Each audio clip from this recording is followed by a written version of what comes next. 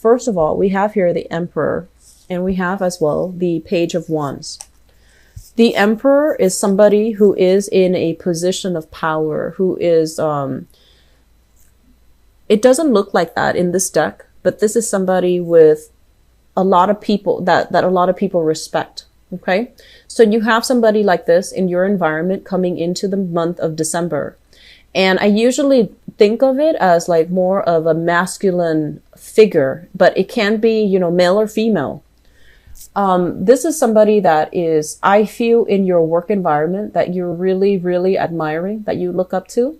And there might be a little bit of flirtation, or there might be a little bit of like, a little bit of a chemistry between the two of you. And I know that you're smart enough to not mix business with pleasure. And this person is definitely smart enough not to cross the boundaries, not to cross the line. And, you know, with all these recent developments with these sexual assault allegations, I feel like that's what's really coloring this spread, because I do feel there is a little bit of a power differential here. You have somebody in your environment that you really like. And I feel like under normal circumstances, it could lead to more, but you know, but you're either working under them or they have control over your professional development. So there's a little bit, there's a lot of compatibility and there's flirtation, but I feel like the flirtation is very, very professional. It's very minimum. Okay. So there is this person here. It's a good self-esteem boost, because I feel like you trust this person. They're very righteous. They are a pillar of strength and stability in your life. And you know that, you know, they're not going to do anything inappropriate. And so you enjoy the kind of like the energy sparks between the two of you, but it's not so overwhelming that you can't concentrate while you're at work. It's just there in the background. It's nice. And I feel like there's going to be a lot of communication between you and this person. Be smart about this, okay? Because professionally, things are going to go well, but you need to carry yourself well, handle yourself well, and be professionally appropriate, okay? So some of you are dealing with that. And which brings us to the present situation, because I feel like it's linked up. We have here the King of Swords, as well as the Eight of Cups.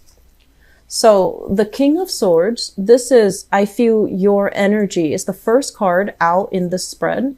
And so it denotes that you're going to keep your wits about you. You're very smart, very strategic. You're not going to get involved with people that are, it's like setting that bar. You know, you're not going to get involved with people who don't know what they're doing. If you have somebody who's kind of like wishy-washy like this, here, the Eight of Cups, they're like, I'm going to do this today. And then they kind of backtrack on their words. And then they're like, no, I'll leave it for the next day.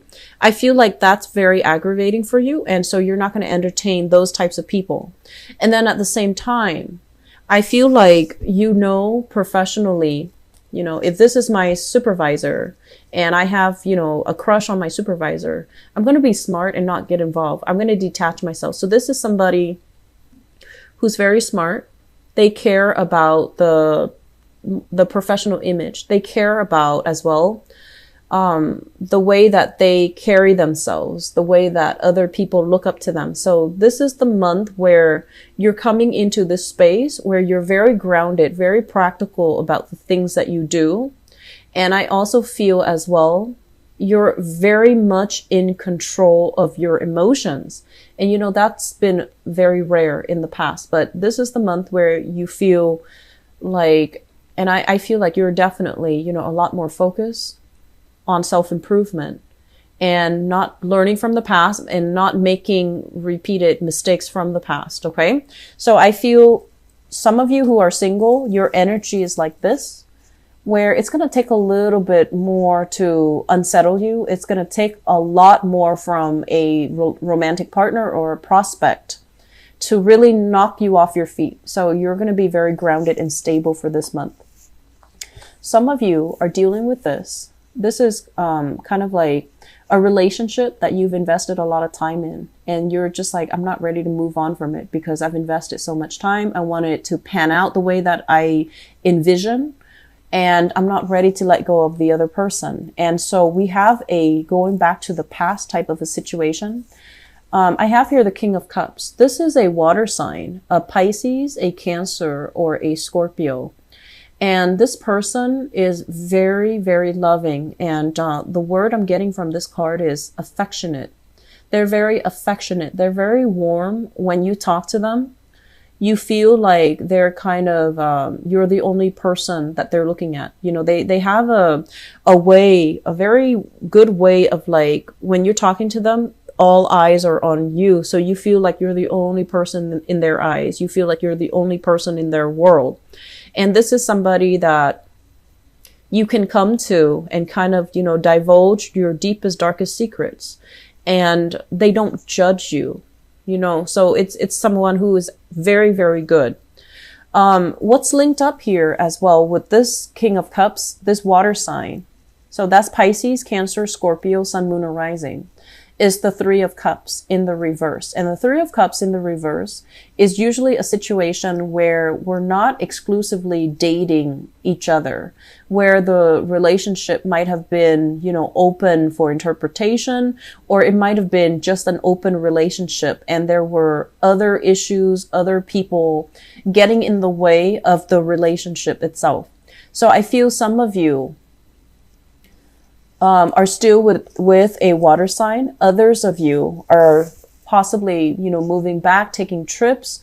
I'm also feeling as well, this is usually somebody with children. So there's like, you know, children, pets, something interfering in your relationship, possibly even family members as well. Okay.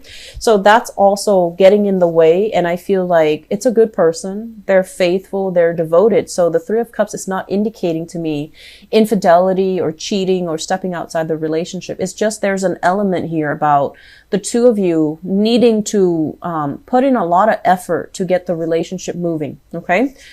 Crowning this reading is something that you are thinking about. And we have here the Devil in the reverse. This is breaking away from old habits, bad people, and toxic relationships. So this is really, really good.